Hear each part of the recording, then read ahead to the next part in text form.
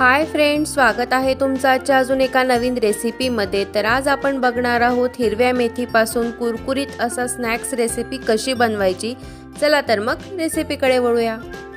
तर इथं मी एक पॅन घेतलेलं आहे। तर ते पॅन थोडंसं गरम झालं की त्यानंतर त्यामध्ये आपण टाकणार आहोत 1 चमचा तेल।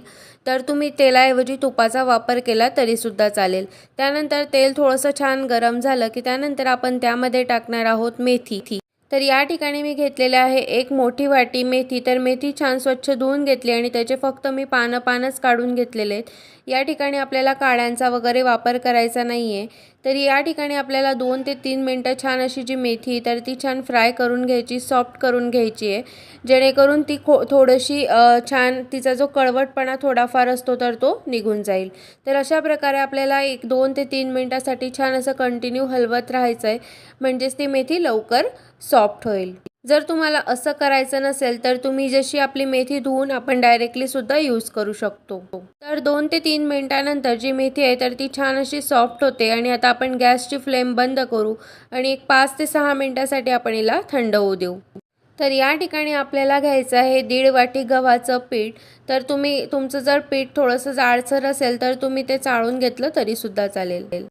तर इथं मी 1.5 वाटी गव्हाचं पीठ टाकलं। त्यानंतर आपल्याला त्यामध्ये टाकायचा आहे अर्धा वाटी रवा। तुम्ही ज्या वाटीने पीठ मोजलं असेल त्याच वाटीने तुम्हाला रवा सुद्धा घ्यायचा आहे। त्यानंतर आपल्याला त्यामध्ये टाकायचं आहे मीठ तुम्ही चवीनुसार टाकू शकता। तर मी इथे अर्धा चमचा मीठ टाकलेला आहे आणि त्यानंतर आपल्याला त्यामध्ये टाकायचा आहे 1 चमचा ओवा। तर ओवा आपल्याला अशा प्रकारे हाताने छान असा क्रश करून टाकायचा आहे, जेणेकरून जेव्हा आपण तळू किंवा मग जेव्हा खाऊ तर तेव्हा त्याची छान अशी टेस्ट लागते। किंवा मग तुम्ही या ठिकाणी थोडंसं खलबत्त्यामध्ये कुटून सुद्धा घेऊ शकता। तर या ठिकाणी त्यानंतर आपल्याला त्यामध्ये ॲड करायचं आहे 1 चमचा पांढरी तीळ। तर तुम्हाला तीळ जास्त आवडत असेल तर तुम्ही तिळाचं प्रमाण कमी किंवा जास्त करू शकता। त्यानंतर त्यामध्ये आपल्याला ॲड करायचं आहे लाल मिरची पावडर। तुमच्या घरामध्ये जी लाल मिरची पावडर असेल तर तुम्ही ती ॲड करू शकता, किंवा जर तुम्ही लहान मुलांसाठी हा स्नॅक्स बनवत असाल तर तिखट स्किप केलं तरी सुद्धा चालेल। त्यानंतर आपल्याला त्यामध्ये ॲड करायचं आहे अर्धा चमचा हळद आणि हे जे कोरडे मसाले आपण सगळे टाकले, तिखट, हळद, जिरं, ओवा, अशा प्रकारे आपल्याला हे छान असं मिक्स करून घ्यायचं आहे। त्यानंतर आपल्याला त्यामध्ये टाकायचं आहे 4 ते 5 चमचे एकदम कडकडीत असं गरम केलेलं तेल।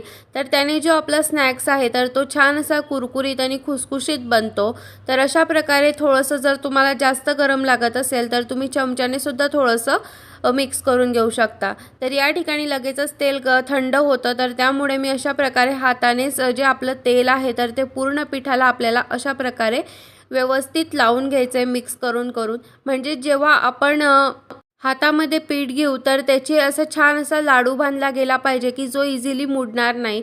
तर अशा प्रकारे आपल्याला जे पूर्ण पिठाला आहे तर ते हळूहळू करून व्यवस्थित आपल्याला पूर्ण मिक्स करून घ्यायचं आहे। तुम्ही व्हिडिओमध्ये बघू शकता की आपल्याला अशा प्रकारे छान असा गोळा बांधला गेला पाहिजे। त्यानंतर आपण जी मेथी छान अशी सॉफ्ट करून घेतली होती तर ती मेथी आपण यामध्ये ॲड करू। तर पीठ मळण्याच्या आधी आपल्याला जी मेथी आहे तर ती छान अशी आपल्याला त्या पिठामध्ये थोडंसं मिक्स करून घ्यायचं आहे आणि मग नंतर थोडं करून आपण जसं चपातीसाठी पीठ मळतो तशा प्रकारे आपल्याला जास्त घट्ट पण नाही आणि जास्त पातळ पण नाही, अशा प्रकारे आपल्याला गोळा जो आहे तो छान असा मळून घ्यायचा आहे।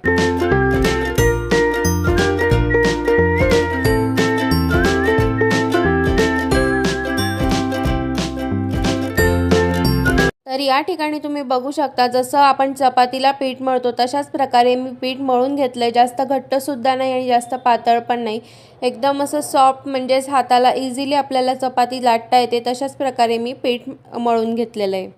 तर आपण जसं चपाती लाटण्यासाठी गोळा घेतो तर तशा प्रकारे आपल्याला एक गोळा घेऊन घ्यायचा आणि आपल्या पोळपाटावर बसेल, म्हणजे जास्त जाड पण नाही आणि जास्त पातळ पण नाही, अशी चपाती लाटली जाईल अशा प्रकारे आपल्याला गोळा घेऊन त्याला छान असं लाटून घ्यायचं आहे। तर लाटताना आपल्याला पिठाचा किंवा कसलाही वापर करायचा नाही। जर तुम्हाला थोडंसं असं वाटत असेल की थोडं खाली चिटकतंय तर तुम्ही थोडंसं तेलसुद्धा लावू शकता, पण पीठ लावायचं नाही, कारण पीठ जर तुम्ही या ठिकाणी लावलं तर ते जे आहे तर ते कुरकुरीत किंवा मग असं बनणार नाही जे स्नॅक्स आहे ते।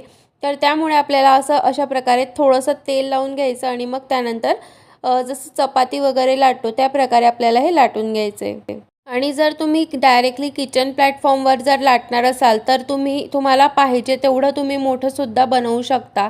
तर या ठिकाणी बघू शकता तुम्ही जास्त पातळ पण नाही आणि जास्त जाड पण नाही, अशा प्रकारे मी चपाती लाटून घेतलेली आहे। तर आपल्याला याला असं छान असं चौकोनी आकार द्यायचा आहे, त्यामुळे जे बाजूचे काठ आहेत तर ते मी सुरीने छान असे कट करून घेते। जर तुम्हाला वाटत असेल की हे जे आहे तर ते तुम्ही डायरेक्टली असं सुद्धा ॲज इट इज ठेवू शकता, पण जे स्नॅक्स आहे तर त्याला असा प्रॉपर सगळ्यांना जसा आकार पाहिजे तसा येणार नाही, त्यामुळे तुम्ही डायरेक्टली मोठंसुद्धा चपाती लाटून घेतली आणि अशा प्रकारे तुम्ही कट करून घेतलं चौकोनी शेपमध्ये तरीसुद्धा चालेल। तर या ठिकाणी तुम्ही बघू शकता मी चौकोनी आकारामध्ये कट करून त्यानंतर उभे असे कट करून घेतलं आणि आता आडवं कट करते। तर तुम्हाला ज्या आकारामध्ये किंवा ज्या शेपमध्ये पाहिजे त्या शेपमध्ये तुम्ही हे कट करू शकता, कमी किंवा जास्त। तर या ठिकाणी मी मीडियम असं जास्त लहान पण नाही आणि जास्त मोठं पण नाही, अशा प्रकारे मी इथं कट करून घेतलं। तर या ठिकाणी आपल्याला असं एक क्रॉसमध्ये असे कट करून घ्यायचं आणि हे खूप इझिली कट होतं, तर जास्त एवढं काही कठीण नाही। आणि जर तुम्हाला हेही जमत नसेल, असं जमत नसेल, तर तुम्ही काय करा, सिम्पली फक्त जे आपण फोल्डवाली चपाती वगैरे बनवतो तर असं 2-3दा फोल्ड वगैरे करा आणि त्यानंतर ते जे आहे तर त्याला छान असे लेयर पडतात। पण ही खूप इझी आहे आणि याला दिसायला पण खूप मस्त दिसते आणि काहीतरी युनिक असा आपल्याला शेपसुद्धा मिळतो।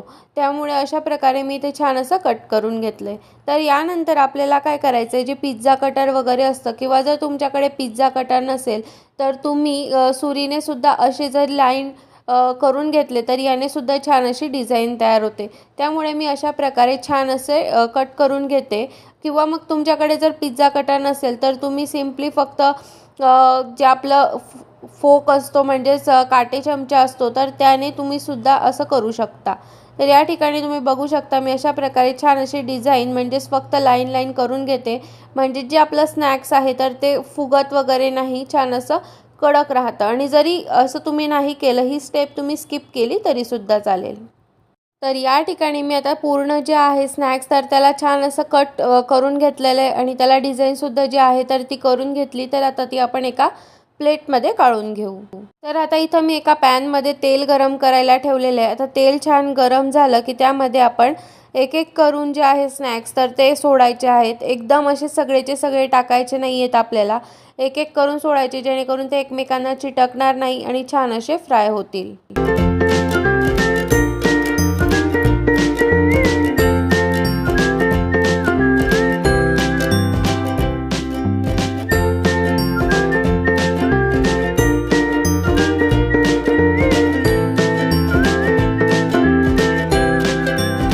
तर हे आपल्याला छान असं मीडियम फ्लेमवर फ्राय करून घ्यायचं आहे।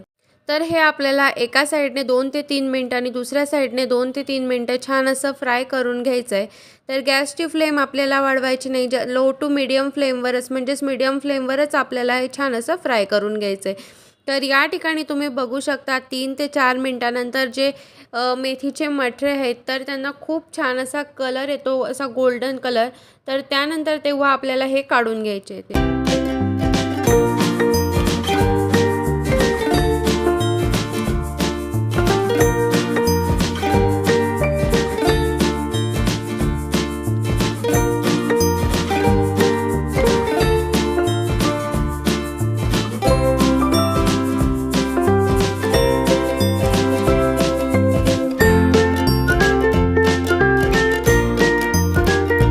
त्यानंतर परत आपल्याला तेल छान थोडंसं 2 ते 3 मिनिटं छान कडकडीत गरम होऊ द्यायचं आणि परत जे आपण बाकी लाटून घेतलेले मठरे आहेत तर ते आपण छान असे फ्राय करून घ्यायचे।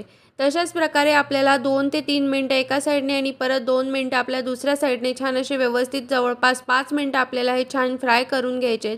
म्हणजे तुम्ही हे जे मठरे आहेत तर हे 15 ते 20 दिवसांसाठी स्टोरेज करू शकता किंवा जर तुम्ही ट्रॅव्हलिंग करत असाल तर ट्रॅव्हलिंगमध्ये सुद्धा हे तुम्ही घेऊन जाऊ शकता। तर हे जे मेथीचे मठरे आहेत तर हे तुम्ही अशा एअर टाईट बॉक्समध्ये ठेवू शकता। तर ही खूप जास्त हेल्दी अशी रेसिपी आहे आणि लहान मुलांना दुपारची जेव्हा भूक लागते तर तेव्हाही तुम्ही हे खायला देऊ शकता। तर तुम्हाला ही रेसिपी कशी वाटली हे कमेंट करून नक्की सांगा आणि व्हिडिओ आवडला असेल तर लाईक करा, शेअर करा आणि चॅनलवर नवीन असाल तर सबस्क्राईब करा। तर भेटूया पुन्हा अशाच एका नवीन रेसिपीसोबत, तोपर्यंत बाय बाय।